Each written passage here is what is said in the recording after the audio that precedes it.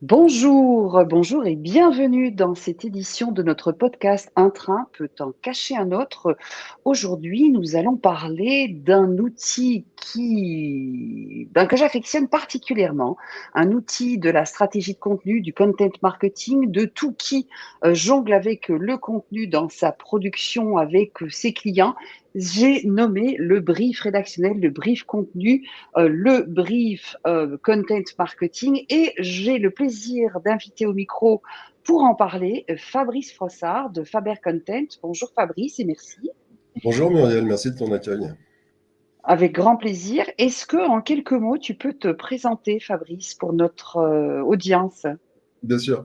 Donc Fabrice Frossard, moi je suis un ancien journaliste et je me suis intéressé très très tôt parce que j'ai dû réorganiser des rédactions. Donc je me suis intéressé assez vite à la fois à la production de contenu sur le versant technique et sur le versant évidemment de production pure, donc de forme, de format et de qualité. Bon après, un peu lassé du journalisme, je suis passé sur le versant de la communication. Et là, de la même façon, dans la communication, je me suis aperçu que le cœur du réacteur, c'était le contenu. Donc en 2008-2009, j'ai commencé à m'intéresser à l'inbound marketing qui était émergent. Et je me suis dit, il y a un vrai sujet pour les entreprises. J'avais la conviction dans ces années-là que le contenu serait vraiment le cœur du réacteur pour tous les messages que pouvait passer une entreprise et pour faire entrer les suspects et les prospects dans le funnel d'acquisition. Donc depuis, bah, je me suis un peu spécialisé sur le sujet du content marketing, mais aussi de la communication et de la stratégie digitale plus largement, parce que j'ai un assez grand bagage technique aussi. Euh, mais j'ai arrêté le journalisme, je vais te faire un aveu, parce que je n'écrivais plus. Et D'accord, mon vrai kiff, c'est d'écrire en fait. ok, Mais, euh, mais pas que, évidemment. Donc voilà, en quelques mots, très rapide. d'accord. Très bien, parfait, merci. Alors, en allant visiter dernièrement, puisque je te suis sur LinkedIn depuis très longtemps, et puis en tombant sur ça me fait mal, sur ton profil dernièrement, je suis retombée sur un de tes vieux webinaires ou une de tes vieilles conférences dont le titre était Comment produire du contenu quand on n'a rien à dire. Et j'ai adoré parce que j'ai fait moi-même un webinaire pendant quelques années sur la récolte des contenus métiers. Et j'avais plus ou moins cette même phrase. Et c'était d'ailleurs une image du chat de Gueuluc, tu sais. Ouais. Et je trouve que cette phrase est excellente parce que ça dit tout. Comment produire du contenu quand on n'a rien à dire? C'était quoi le pitch de si tu t'en souviens, parce qu'il date quand même, c'était quoi, Bah, écoute, 2015-2016? il date de 2016. Bah, c'est quand je me suis lancé en indépendant, quand j'ai lancé l'agence. Donc, je me suis dit, bah, je vais faire un webinaire. Et je regardais beaucoup les webinaires parce que à côté de ça, je fais aussi pas mal de competitive intelligence. Donc, voilà, je me refais pas. Et j'ai trouvé cette niche parce que tout le monde disait, voilà, faut faire ça, faut écrire des contenus comme ça, etc. Mais moi, très vite, j'étais confronté dans ma trajectoire en agence de com et après en indépendant à plein d'entreprises qui disent, ouais, non, c'est bien ce que tu dis, mais non, on n'a rien à dire. Enfin, franchement, on est en entreprise de B2B, on fait des boulons, on fait des écrous, on parle de la thermodynamique des fluides, ou on n'a rien à dire. Et je me suis dit, bah si, en fait, il y a plein de choses à dire. Il y a plein de choses à dire, seulement, dans cet univers B2B à l'époque, et encore un peu aujourd'hui d'ailleurs, il y a toujours ce frein à dire finalement, ça va intéresser, ce que l'on va raconter n'intéresse personne. Le public, fondamentalement, bah, il sait. Donc, s'il sait, on n'a pas besoin de l'informer. Il n'a pas de problème, il nous connaît. Alors, tout ça, ce sont des présupposés qui sont évidemment faux. Euh, Mhm. Justement, un des enjeux en content marketing, et encore aujourd'hui, on en reparlera si tu veux, mais toutes les modifications actuelles, bah justement en B2B, il y avait cette idée de dire, OK, l'idée, c'est pas de parler de choses de manière un peu sérieuse, un peu austère, que vous êtes les meilleurs, etc. Vous êtes leader sur votre segment de marché, vous faites les meilleurs produits de la planète. Mais c'est, à l'époque, je parlais déjà beaucoup de storytelling, et donc j'essayais de coupler le storytelling et cette idée de dire, bah, vos clients, pourquoi ils viennent vous voir? Parce que fondamentalement, ils cherchent des produits, ils cherchent une solution, un service, et ils ont un problème. Ils ont tous un problème, ils ont le fameux pain point, et donc, bah, on va essayer de faire des choses autour de ça, et de créer du contenu. Euh, Et donc, à partir de là, on a pu élaborer avec certains clients des stratégies de contenu pour sortir de leur présentation un petit peu austère, un peu chiante, on ne va pas se mentir. Mhm. Tu vois, par exemple, j'ai un exemple en tête. Je travaillais pour Facom, enfin l'entité, je ne sais plus comment elle s'appelle, il y a énormément d'outils. Et ils font un catalogue d'outils. Donc, c'est génial, tu vois, Mhm. c'est quasiment un truc collector, etc. Et j'échange avec eux, mais je leur dis, non, non, ok, super, mais je vois pas d'humain, je vois pas d'histoire. Je veux dire, mais Mhm. comment vous cultivez l'effet miroir, comment les gens se projettent. Donc, il y a les geeks d'outils, hein, ça, ok, il n'y a pas de problème, il y en a plein, d'ailleurs, c'est un univers en soi. Mais d'un autre côté, moi, si je vais en magasin, si je vais en lieu de vente, si j'ai votre catalogue, que je sois garagiste, passionné de bricolage, etc., bah, vous ne me racontez pas d'histoire. Mhm. Je... Voilà, donc soit je sais, soit je connais les outils, soit bah non, il n'y a pas de juste milieu.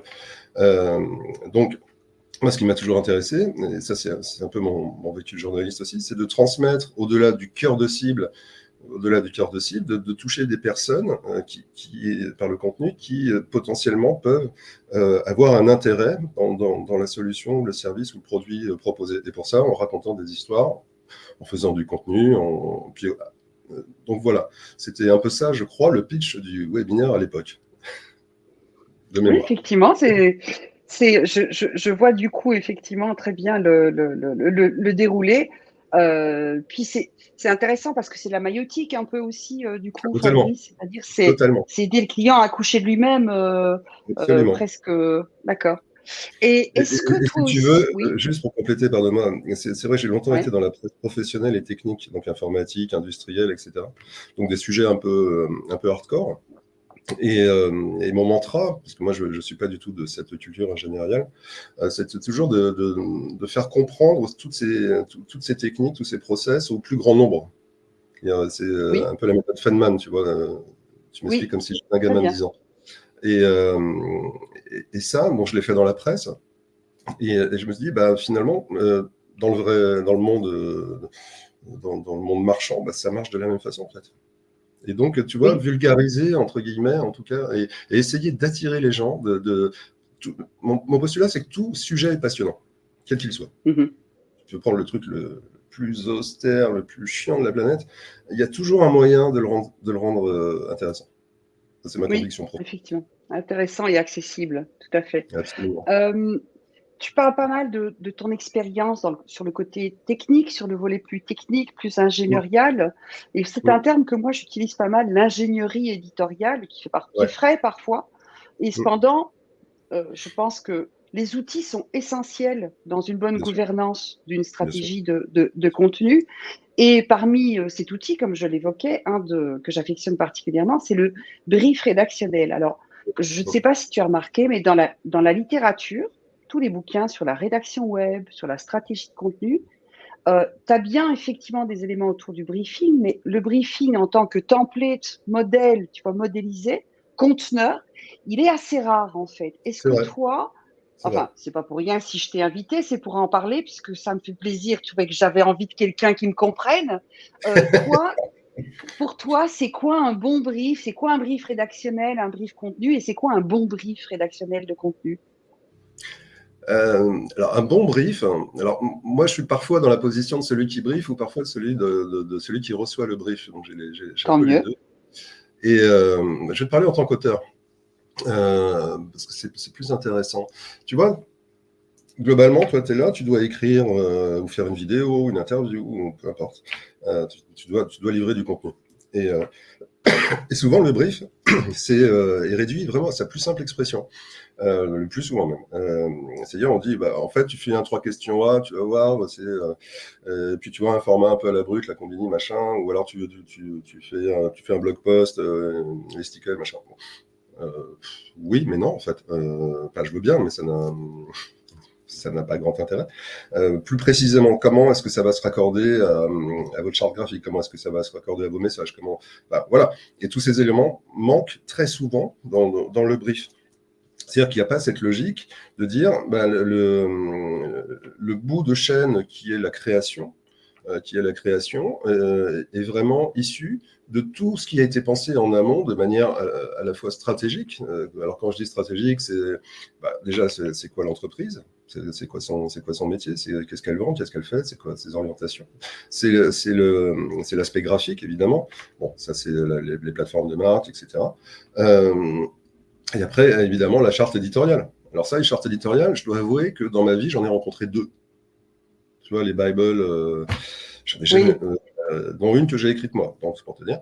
Mais sinon, c'est un truc, j'en ai jamais rencontré. Pourtant, j'ai travaillé avec beaucoup de grands comptes moyens, j'en ai jamais vu. Donc, pour moi, c'est un peu le Kaiser Soze du marketing de contenu, tu vois. Ça doit exister, mais voilà. Et donc, pour moi, un bon brief, justement, ça doit avoir tout ce que je t'ai dit, c'est-à-dire d'avoir le maximum d'informations sur les composantes stratégiques de l'entreprise, les attendus,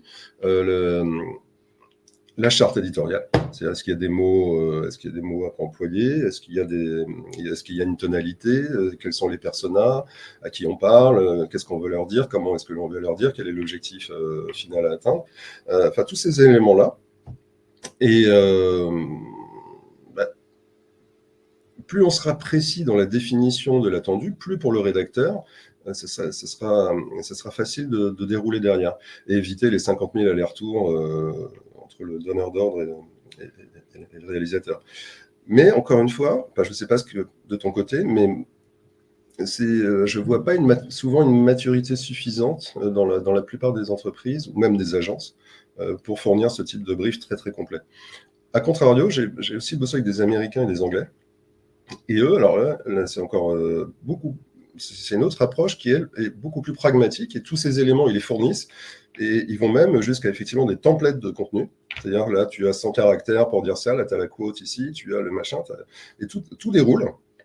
Tu as juste à remplir les cases, ce qui est un exercice très difficile, cela dit, qui demande une grande précision. Mais là, tu vois, on est un peu dans l'extrême inverse. Mais in fine, c'est assez confortable, quand tu dois rédiger, parce que ça te donne vraiment un canevas. Tu sens que les personnes ont vraiment réfléchi, tu sens que la transposition vers leurs différents formats sera assez simple, et que ça s'inscrit vraiment dans une chaîne de production. Tu vois. Oui. Donc voilà, d'entre ceux qui disent tu me fais un blog post et ceux qui livrent le template final à remplir, voilà, il y a toute la panoplie entre les deux. C'est pas Effectivement. Effectivement, et je t'avoue que chez nous, chez We Are the World, ce que j'ai essayé de mettre en place dans cette chaîne de production, c'est plutôt du côté anglo-saxon où on est carrément avec j'ai des briefs en fichier Excel, si tu vois ce que je veux dire. Ouais, parce que quand on doit produire des centaines de fiches produits ou de pages catégories d'un e-commerce sur, tu vois, des équipements B2B de chantier, effectivement, et que tu es en cheville et en discussion avec des responsables produits, avec des responsables métiers, je pense, et que tu dois produire vite et bien en 3-4 langues et être optimisé SEO. Je trouve qu'effectivement, ces outils-là, mais tu as raison de le souligner, c'est qu'ils sont assez contraignants et ils sont compliqués au sens où, bien souvent, en fait, ton responsable produit, il ne sait même pas l'utiliser. Il ne peut pas l'utiliser parce qu'il n'a pas, il peut pas remplir les cases, ce qui oblige du coup à quand même remettre de l'humain. Et donc, c'est en entretien entre les deux personnes où de nouveau on fait de la maïeutique, où de nouveau on essaye de tirer les verres du nez, mais au moins il y a une sorte d'outil référentiel, d'une base de connaissances qui sera utile sur d'autres projets aussi d'ailleurs. Et on est bien à l'extrême, effectivement, de ce bout de papier ou de ce bout de nappe en papier du resto. Tu m'écriras 3 postes et tu me feras. Et alors, ce qui est intéressant aussi dans ce que tu dis, et ça me fait penser peut-être que d'ailleurs, on devrait augmenter nos briefings à nous. Tu parles de ce côté maillon d'une chaîne, ce qu'il y a avant et ce qu'il y a après. Est-ce que tu peux juste, quand tu dis ça, ça veut dire que pour toi, il faudrait que dans le briefing, on ait aussi l'écosystème, ou là où on en est, l'instant T de la campagne marketing, ou par rapport au persona, et derrière les canaux de diffusion, c'est ça que tu veux dire? Alors, il y a ça. Non, ce que je voulais dire, c'est que, mais ça encore une fois, peut-être mon passé de rédacteur en chef qui veut ça, mais pour moi, tu vois, la création de contenu va s'inscrire réellement dans une chaîne de production. Oui, Tu vois, tu parlais de SEO.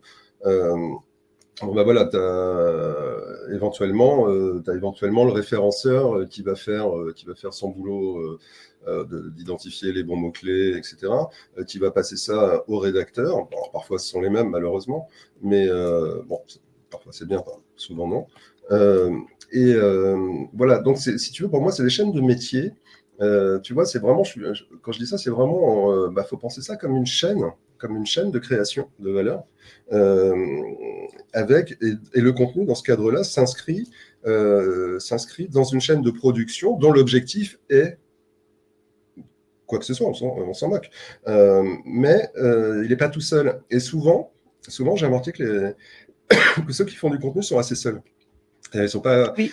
sont pas inclus, si tu veux, dans la stratégie. Alors, pas la stratégie globale, ça c'est très pompeux de dire ça, mais à minima, OK, c'est quoi la tactique? Qu'est-ce que vous déroulez? C'est quoi votre stratégie sur les réseaux sociaux? Est-ce qu'on doit décliner? Est-ce qu'on fait ce qu'on appelle un turkey dinner, etc., etc. Ça, non. C'est-à-dire, OK, tu as le brief, tu reçois le truc, t'écris, tu Mhm. renvoies, et merci, c'est cool.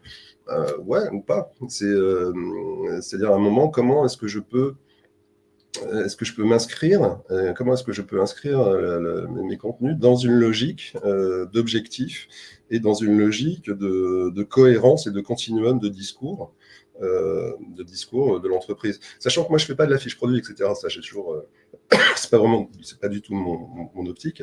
Tu vois, je suis plus sur des contenus B2B. Euh, Oui. donc voilà, pour moi, tout ça s'inscrit. Pardon, excuse-moi, je suis un peu malade. S'inscrit vraiment dans une chaîne et D'accord. Ouais. on doit inclure chaque maillon de cette chaîne et dire, bah voilà, en fait, tu as une chaîne métier. C'est un peu comme fabriquer une voiture. Euh, et chacun va comprendre ce qu'on fait en amont, ce qu'on fait en aval, et ce qui permet d'être beaucoup plus pertinent au final, et plus impliqué aussi, plus engagé dans la production. Je Ce sais pas si qui j'ai fait été clair. aussi référence, si, si, très très clair.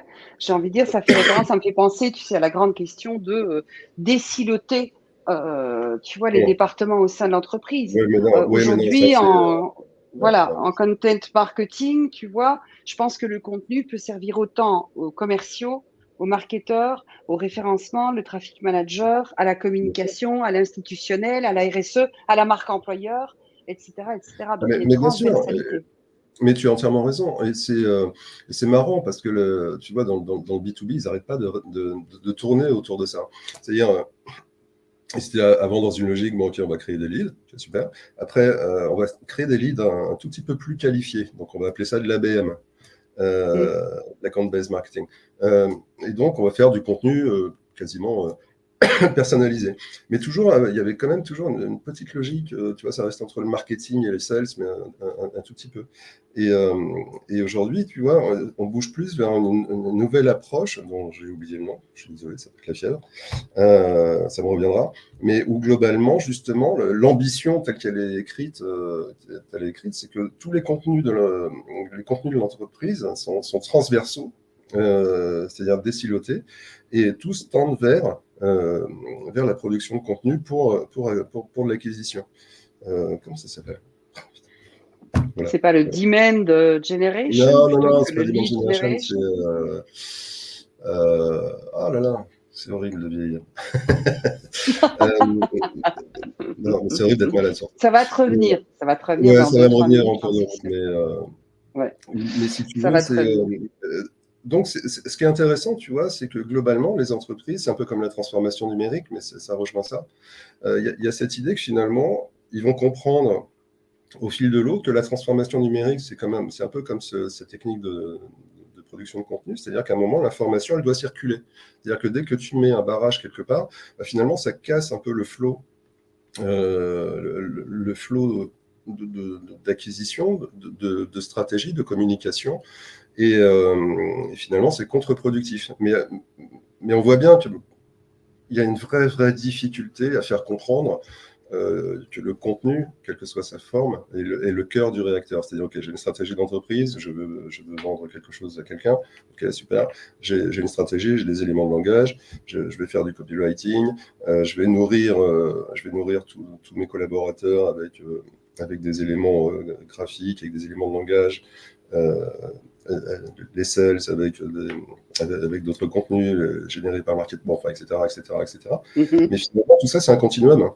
Et rares sont les entreprises qui ont ce continuum de création de contenu. Tu vois, qui ont cette logique de dire, finalement, tout ça, c'est très cohérent. Il y a une dorsale sur laquelle on va s'appuyer, à partir de laquelle on va décliner tous les contenus en fonction des cibles. Donc, de l'image de marque, tu vois, jusqu'à la fiche produit. Et ça, on a du mal parce que c'est encore, comme tu le dis, c'est très, très siloté. Alors, bon, certains disent on va faire des content factory. Bon, après, il y a plein d'artefacts divers et variés. Effectivement. Mais est-ce que néanmoins, dans cette logique quand même où la concurrence fait rage de plus en plus, d'infobésité, de fatigue informationnelle, est-ce que si on veut suivre cette logique de performance, est-ce que c'est pas devenu un indispensable, le brief contenu, justement, pour assurer cette performance?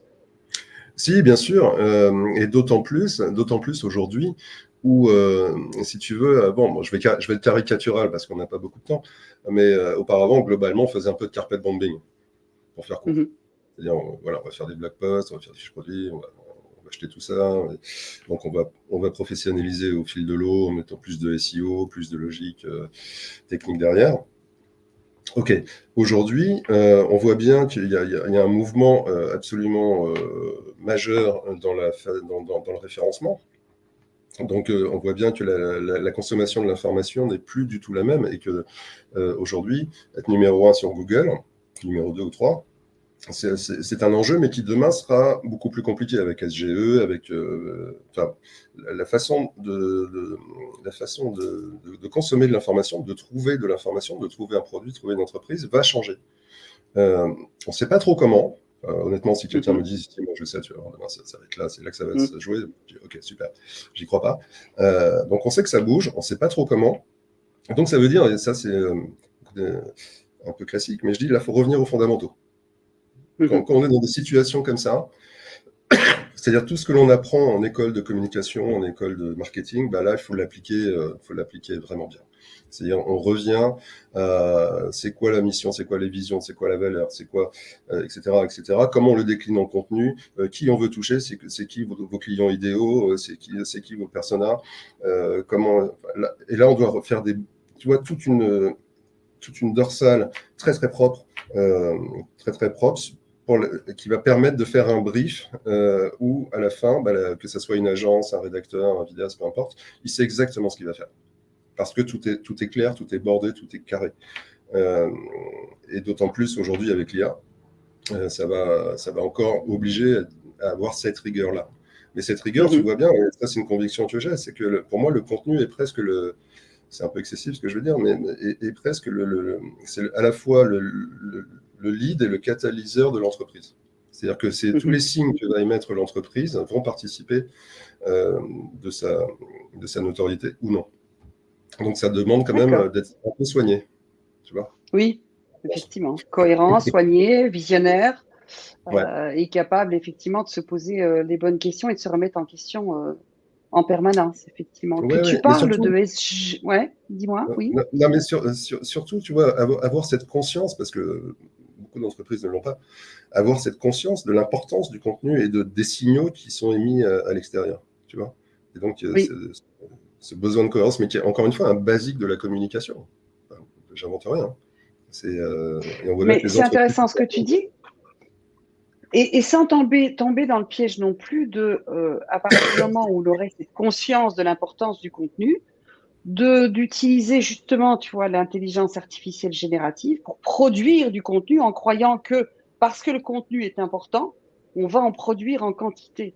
Or que ce n'est évidemment pas la quantité de contenu qui importe, mais c'est, comme tu dis, avoir une dorsale avec une narration, un storytelling et un propos, une identité discursive qui permet du coup aussi d'engager les cibles. et qu'on parle d'ailleurs de SGE, qu'on parle d'intelligence artificielle, que penses-tu, et ce sera la dernière question, le temps passe, c'est dommage, que penses-tu, Fabrice, d'un brief rédactionnel façon ChatGPT, puisque le store des GPT est sorti dernièrement. Est-ce que c'est faisable, compatible, opportun pour toi? Dans quelles limites, dans quelle mesure?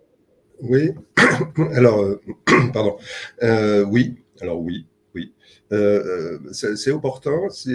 Pourquoi? Parce que justement, bon, je pense qu'on fait tous joujou avec les prompts ou avec des GPT, et on s'aperçoit que si on veut un résultat qui tienne à peu près la route sur un sujet ou un autre, il faut maîtriser l'art du prompting. Et l'art du prompting passe par une énorme rigueur dans la demande. C'est-à-dire que plus la demande sera précise, contextualisée, rigoureuse, euh, étayée par des éléments tangibles, plus la sortie sera propre et évitera aussi les hallucinations. Donc, globalement, en fait, pour moi, un prompt, c'est un brief. Oui, Tu briefes ChatGPT, oui, en fait. oui. Et on voit que les éléments que l'on fournit à ChatGPT, ou d'autres hein, d'ailleurs, en fait, tu as toutes les composantes du brief. Tu as Mhm. le contexte, tu as la demande, tu as la cible, tu as les attendus, tu as le format, etc., etc. Tu lui donnes des éléments tu lui donnes des éléments pour qu'il s'en inspire et qu'il aille chercher aux bons endroits dans la base vectorielle, etc. C'est un brief. C'est un brief. Mhm. Et donc, tu vois, autant écrire avec ChatGPT, il ne faut pas le faire. Faire des contenus avec ChatGPT, il ne faut pas le faire. Les résultats sont vraiment totalement inintéressants. Mais pour faire un brief avec ChatGPT, pour moi, ça me semble au contraire très très pertinent, mais à la condition, encore une fois, qu'il y ait tous les éléments que l'on a évoqués. Bien sûr. C'est-à-dire, si c'est ChatGPT, fais-moi un brief de contenu pour ma boîte, non, ça ne va pas le faire. C'est, Mhm. il va vraiment falloir fournir. Et l'exercice est d'autant plus intéressant que ça oblige celui qui va faire ça, qui va même à concevoir GPT, se dire, OK, c'est quoi tous les éléments fondamentalement dont j'ai besoin pour faire ce brief? Et Mhm. là, on va se rendre compte que les éléments, ils vont partir de bon, tout ce qu'on listait, hein, les personas, les clients idéaux, les valeurs, la tonalité, etc. etc. Enfin, bon, tout ce qu'on connaît dans un brief, la carte d'empathie, etc. Bref. Euh, voilà, c'est quoi les éléments narratifs que tu veux, c'est quoi les arcs, éventuellement les arcs narratifs. Donc on peut aller très Mhm. très loin dans le brief, bien sûr. Mais je dirais même, tu vois, je vais être un peu provocant, mais que à la limite, c'est idéal pour ça. C'est un outil idéal, Oui, oui, tu vois. effectivement. Parce que ça a une rigueur que l'humain majoritairement n'a pas en fait. C'est une C'est machine. ça. Oui, c'est une machine et donc ça permet effectivement d'aller beaucoup plus loin et de décloisonner et de peut-être aussi d'ailleurs court-circuiter des biais qu'on aurait ou des économies qu'on ferait effectivement dans la réflexion Tout à fait, en phase de préparation et d'idéation, effectivement. absolument. Et pour l'idéation, c'est génial. Pour le coup, l'IA générative est géniale pour l'idéation. Par ailleurs. Oui, C'est, oui, par ailleurs. voilà. Voilà mon point de vue. Super. Je ne sais pas si tu partages, mais Passionnant, mais écoute, oui, en grande partie, effectivement. Donc, non, je suis très, très, très heureuse de cette petite demi-heure passée avec toi. Ça n'est pas du tout parce que ça a conforté, tu vois, ma position.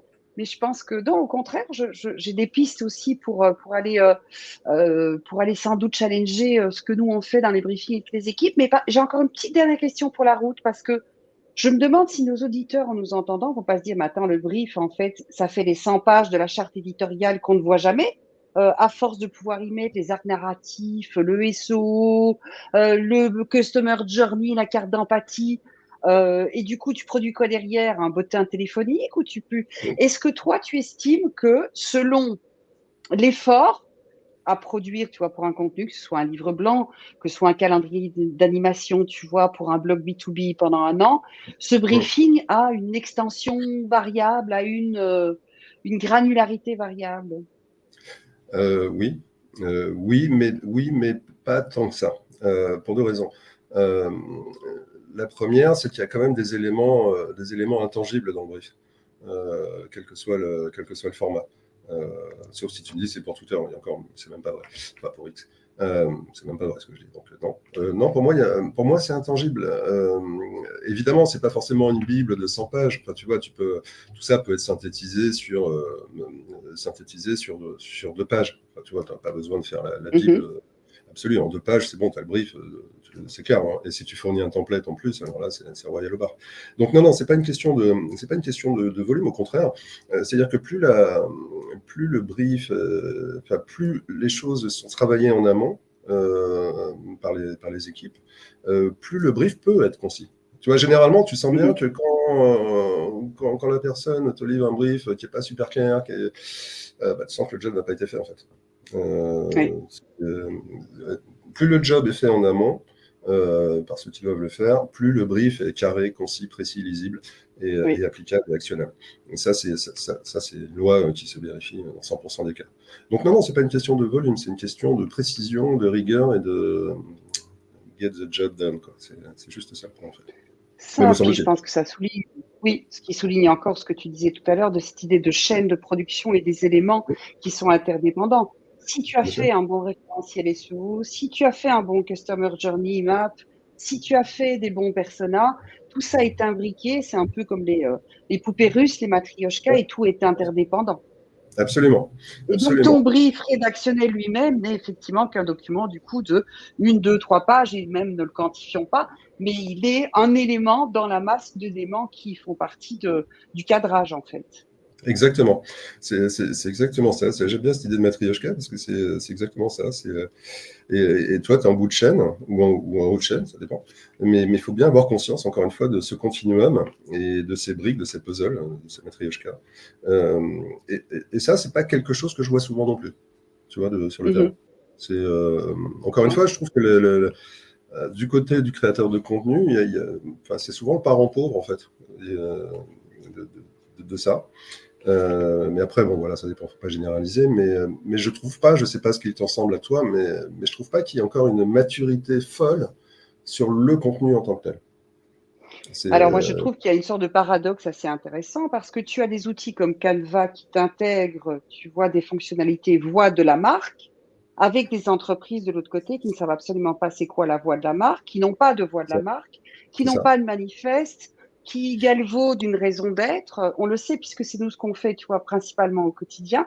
Et donc il y a une antinomie ou il y a un écart monstre entre toutes les fonctionnalités proposées aujourd'hui par aussi des outils comme Mark Copy, qui est un outil Mm, d'intelligence artificielle, tu vois, mais pour le contenu, qui te crée une personnalité de la marque, une mm, signature, tu vois, discursive, alors que les entreprises elles-mêmes, voilà, elles balbutient et effectivement ont énormément de mal à se positionner et à mm. avoir une vraie identité, une croisade éditoriale, voire même une croisade tout court d'ailleurs, pour Ouais, certaines encore. ouais, tout à fait. Le problème, ça, on va pas partir sur parce que ça va nous emmener loin, mais je vois aussi beaucoup d'entreprises, de jeunes entreprises qui n'ont pas de positionnement.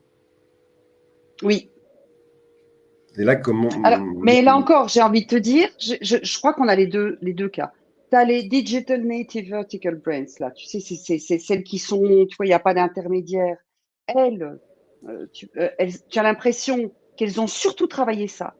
ouais, Cette identité, ce positionnement, impliquer, tu vois, les publics cibles, tu vois, d'emblée, et dans un truc très performatif, immersif. Et ouais. de l'autre, sur C'est un une boîte comme modèle Asphalt marketing. qui fait ça très bien. Oui, ben alors si tu regardes, tu vois, Michel Augustin, tu Ouais. regardes le style français, tu regardes toutes ces, tu vois, marques qui Mm, sont mm. vraiment, tu vois, tu regardes Veja, les chaussures Veja, Ouais, ouais, ouais, tu tout à vois. fait.